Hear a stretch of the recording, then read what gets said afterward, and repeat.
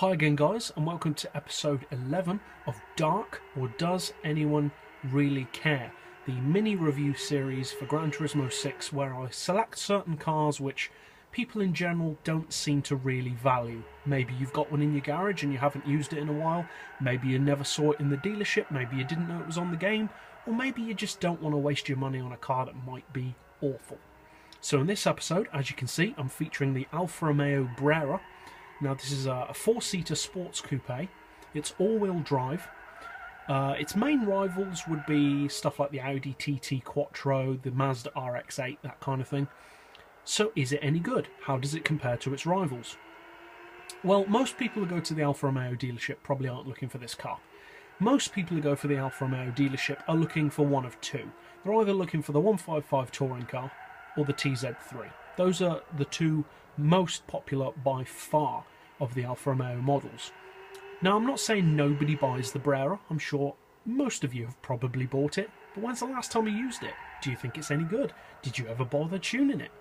I'm sure there are those of you who love this car. Personally, I quite like driving the Brera. It's a pretty nice car to drive. Sounds pretty good. I think it looks very nice. The interior view is pretty cool as well. In this spec, it's got a bluish interior. I'm not sure if that's dependent on the colour you choose, because I've only bought it the once. But you'll have to give me feedback on that. I don't know if the interior changes based on the colour you choose. And performance-wise, it's actually better than you would probably expect. Now, it's all-wheel drive, as we said. It's a coupe. That's a good start. It's not that light though, it's pretty heavy. Even with the full weight loss package it weighs over 1400 kilos, so it's still pretty heavy. The four-wheel drive system doesn't help with that.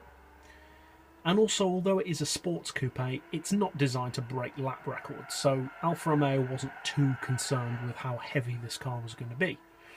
Now you've got a 3.2 litre V6, fully tuned. It produces over 600 horsepower, 605, which is better than you'd probably expect from this car, and certainly more than it looks like it has. Because if you think about it, 605 horsepower on Gran Turismo, we kind of think, it's not that much. But if you actually think about it, that is supercar territory.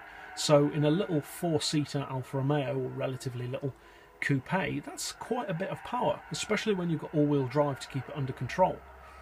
So how quick is it? What's it like to drive? Well, performance is very, very good. The all-wheel drive system means it has really good launch off the line. And the top speed is actually better than both of its rivals that I mentioned earlier. The top speed on this car with relatively little tuning is 240 miles per hour or more, and that's without NOS.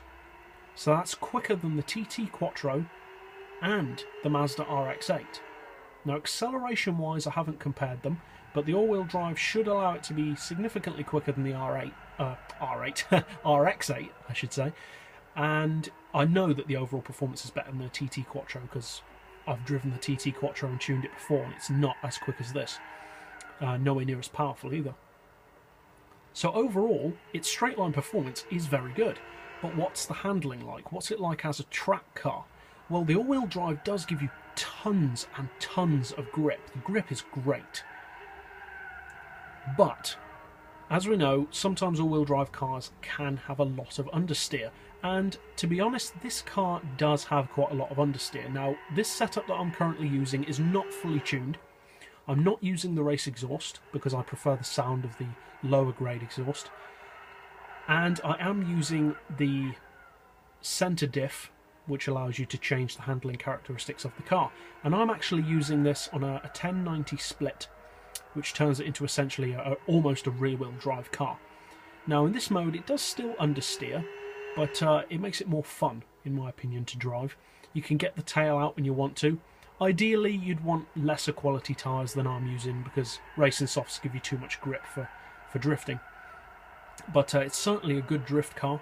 All the weight's over the front, which is good for drifting. All-wheel drive, so you can hold the drifts quite well. There are those who would say that four-wheel drive cars or all-wheel drive cars can't drift. Whatever, semantics as far as I'm concerned, but there you go. And the handling, although, as we said, does have understeer, is pretty good overall. The handling is good. The car is quite predictable. The handling doesn't really change, so you can plan how you're going to use the car around a certain track. The brakes are pretty good on it for a road car. And overall, it's, I think, a very, very nice car to drive. So overall, would I recommend you try it out?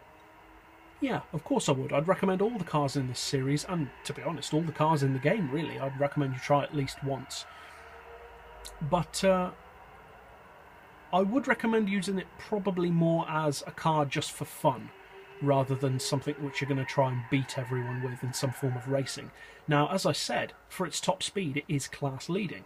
So for top speed racing, I actually would recommend this car, because against its rivals, it is better.